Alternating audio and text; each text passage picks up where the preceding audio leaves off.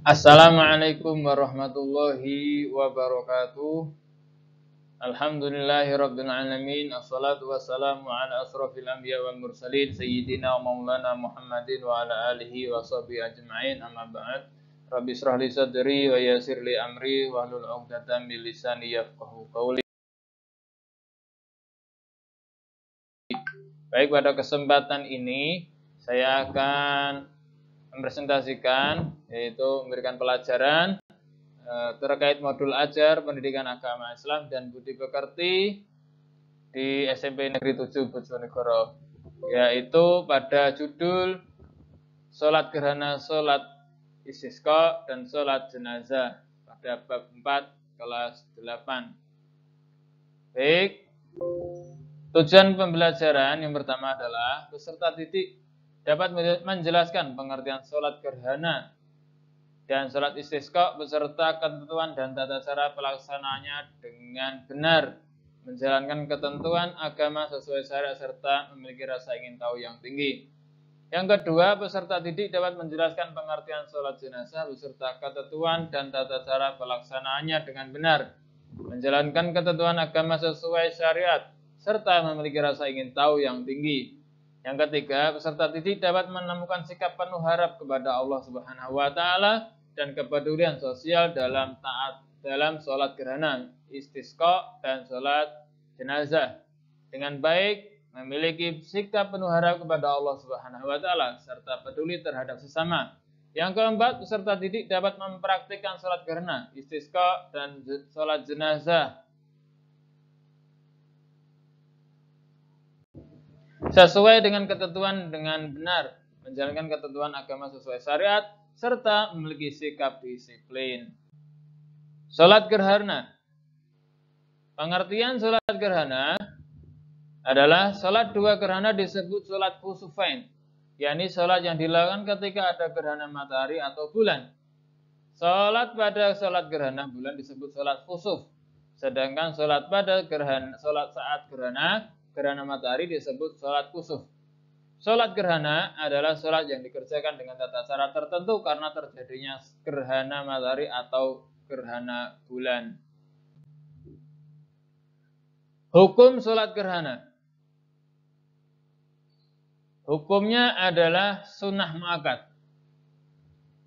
Mari kita baca bersama-sama dari hadis riwayat Imam Bukhari dan Imam Muslim.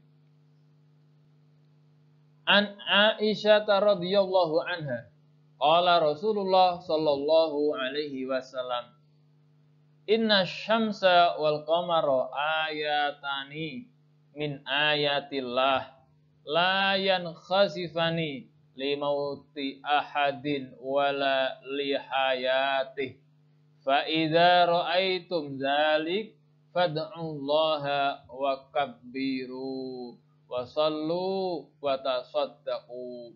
Rawahul Bukhari wa Muslim.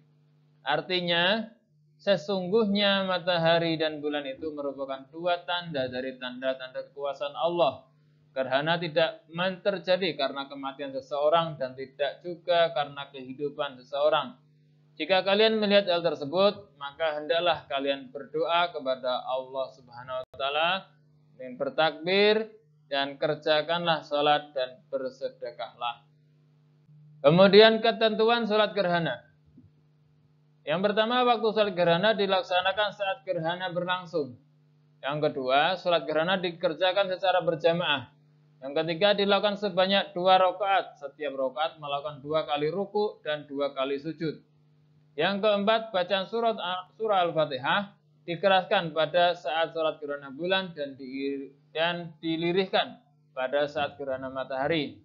Yang kelima, bacaan ayat atau surat setelah surat Al-Fatihah pada rakaat pertama lebih panjang daripada rakaat kedua. Dan terakhir, selesai sholat gerhana dilanjutkan dengan khutbah. Kemudian tata cara pelaksanaan sholat gerhana. Yang pertama, niat. Yang kedua, takbiratul ihram. Yang ketiga, membaca doa iftitah. Yang keempat, membaca surat Al-Fatihah diteruskan membaca surat yang panjang. Kemudian yang kelima, ruku dengan memanjangkan rukuknya. Kemudian 6, iktidal, bangkit dari ruku, dilanjutkan membaca surah Al-Fatihah dan surat yang panjang. Kemudian yang 7, ruku yang kedua pada rakaat pertama lebih pendek dari ruku pertama. 8, iktidal kedua pada rakaat pertama. 9, sujud. 10, duduk di antara dua sujud. 11, sujud yang kedua. Yang ke-12 bangkit dari sujud. Bangkit dari sujud mengerjakan rakaat kedua. Yang ke-13 tasyahud akhir, yang 14 salam. Itulah tata cara pelaksanaan sholat gerhana. Kemudian selanjutnya adalah sholat istisqa. Pengertian sholat istisqa adalah sholat sunnah yang dilaksanakan untuk memohon kepada Allah Subhanahu wa taala agar diturunkan hujan. Sholat istisqa dilakukan ketika terjadi musim kemarau dan masyarakat sangat membutuhkan air, sedangkan air sulit ditemukan. Kemudian hukum sholat istisqa. Hukum sholat istisqa adalah sunnah muakkad. Mari kita baca bersama-sama dari hadis yang diriwayatkan oleh Imam Ahmad. Kharaja Rasulullah sallallahu alaihi wasallam mutawaddi'an. Ani Ibni Abbas qala mutabazzilan, mutakhasyi'an, mutarassilan, mutadarri'an hatta atal musalla. Faraqa 'alal mimbar wa lam yahtub khutabakum hadhihi walakin lam yazal fit du'a wa tadarru wa takbir thumma shalla rak'atain kama yusalli fil 'id. Rawahul Ahmad. Artinya dari Ibnu Abbas radhiyallahu anhu, ia berkata, Rasulullah sallallahu alaihi wasallam keluar dengan penuh tawadhu, berpakaian biasa, tidak berhias, penuh khusyuk, berjalan pelan-pelan dan bersungguh-sungguh memohon kepada Allah Subhanahu wa taala hingga tiba di musala, tanah terbuka untuk pelaksanaan salat. Beliau pun kemudian naik di mimbar dan tidak berkhutbah seperti khutbah kalian ini. Namun beliau tetap dalam doa, memohon dengan sungguh-sungguh dan bertakbir. Lalu beliau pun sholat 2 rakaat seperti pelaksanaan sholat id. Hadis riwayat Imam Ahmad. Kemudian ketentuan sholat istisqa. Yaitu ada 2. Yang pertama persiapan, yang kedua pelaksanaan. Apa persiapannya? Yang pertama diawali dengan puasa selama 4 hari berturut-turut, yaitu 3 hari sebelum sholat istisqa dan 1 hari pada waktu pelaksanaan sholat istisqa. Yang kedua memperbanyak istighfar dan bertaubat kepada Allah Subhanahu wa taala. Yang ketiga para tokoh atau ulama menyerukan kepada masyarakat untuk melaksanakan puasa dan menghindari kemaksiatan. Yang keempat memperbanyak sedekah dan berbuat baik. Kemudian apa saja pelaksanaannya? Yang pertama adalah seluruh penduduk diperintahkan untuk berhimpun, bahkan membawa hewan ternak di tempat yang telah disiapkan untuk sholat istisqa yang di dalam tanah lapang.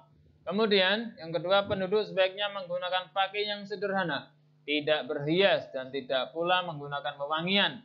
Yang ketiga, sholat istisqa dilaksanakan 2 rakaat. Yang keempat, khatib hendaknya melakukan hal berikut. Yang pertama, disunahkan menggunakan selendang. Yang kedua, yang pertama ini adalah disunahkan menggunakan selendang atau sorban. Yang kedua, pada khutbah pertama hendaknya membaca istighfar 9 kali. Sedangkan pada khutbah kedua 7 kali dan berdoa. Yang ketiga, khutbah memuat anjuran untuk beristighfar, memohon ampun dan merendahkan diri kepada Allah Subhanahu wa taala serta yakin doanya akan dikabulkan. Kemudian pada saat berdoa, khatib berpaling ke arah kiblat, membelakangi makmum sambil memindahkan surban atau selendang yang semula di sebelah kanan menjadi sebelah kiri. Kemudian saat berdoa hendaknya mengangkat tangan yang tinggi. Itulah ketentuan sholat istisqa. Kemudian tata cara pelaksanaan sholat istisqa. Yang pertama niat. Yang kedua takbir sebanyak 7 kali. Ketika membaca surat Al-Fatihah lalu surat Al-A'la. Kemudian 4 ruku.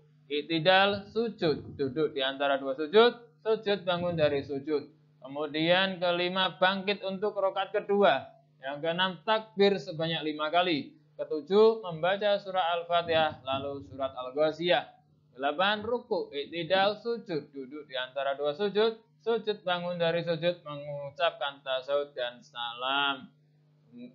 Itulah tata cara pelaksanaan salat istisqa. Kemudian salat jenazah. Pengertian salat jenazah. Salat jenazah adalah salat yang dikerjakan untuk jenazah muslim. Pelaksanaan salat jenazah dilakukan dengan 4 kali takbir tanpa ada rukuk dan sujud. Kemudian diakhiri dengan salam. Salat jenazah dapat dilaksanakan dengan cara berjamaah atau munfarid. Hukumnya adalah fardu kifayah. Mari kita baca bersama-sama yang hadis yang diriwayatkan oleh Imam Bukhari dan Imam Muslim. Man syahidal janazata hatta yusalli 'alaiha falahu qiratun. Qila wa man syahida hatta tudfana kana lahu qiratani. Wa mal qiratani qala mislul jabalainil azimaini. Rawahul Bukhari wa Muslim. Artinya barang siapa yang menyaksikan jenazah sampai ia menyalatkan, maka baginya 1 qirat. Lalu barang siapa yang menyaksikan jenazah hingga dimakamkan, maka baginya 2 qirat. Lalu Rasulullah SAW lantas menjawab. Kemudian ada yang bertanya, apa yang dimaksud 2 qirat? Rasulullah SAW lantas menjawab, 2 qirat itu semisal 2 gunung yang besar. Hadis riwayat Imam Bukhari dan Muslim. Ketentuan sholat jenazah. Yang pertama muslim, baik yang sholat maupun yang disolati atau jenazah. Yang kedua memenuhi syarat sahnya sholat, tempatnya suci, pakaiannya suci dan menutup aurat serta menghadap kiblat. Yang ketiga jenazah harus sudah dimandikan dan dikafani. Yang keempat jenazah diletakkan di depan yang salat kecuali sholat gaib. Tata cara pelaksanaan sholat jenazah. Yang pertama niat, yaitu niatnya usolli ala hadzal mayyiti arba'a takbiratin fardhul kifayati imaman, itu kalau menjadi imam, kalau menjadi makmum makmuman lillahi ta'ala. Ini kalau mayitnya atau jenazahnya laki-laki. Kalau perempuan usolli ala hadzal mayyitati arba'a takbiratin fardhul kifayati imaman atau makmuman lillahi ta'ala. Kemudian yang kedua takbir pertama membaca surah Al-Fatihah. Yang ketiga takbir kedua membaca salawat atas Rasulullah Sallallahu Alaihi Wasallam, yaitu Allahumma sholli ala Sayyidina Muhammad wa ala ali Sayyidina Muhammad. Kemudian yang keempat takbir ketiga membaca doa untuk jenazah, yaitu Allahumma ighfir lahu warhamhu wa'afihi wa'fu anhu. Kalau jenazahnya perempuan, maka Allahumma ighfir laha warhamha wa'afiha wa'fu anha. Kemudian setelah takbir keempat membaca Allahumma la tahrimna ajrahu wa la taftina ba'dahu waghfir lana walahu. Ini kalau jenazahnya laki-laki. Kalau jenazahnya perempuan maka dibaca Allahumma la tahrimna ajraha wa la taftina ba'daha waghfir lana walaha. Kemudian salam, assalamualaikum warahmatullahi wabarakatuh. Terima kasih. Itu yang dapat saya sampaikan. Saya akhiri. Assalamualaikum warahmatullahi wabarakatuh.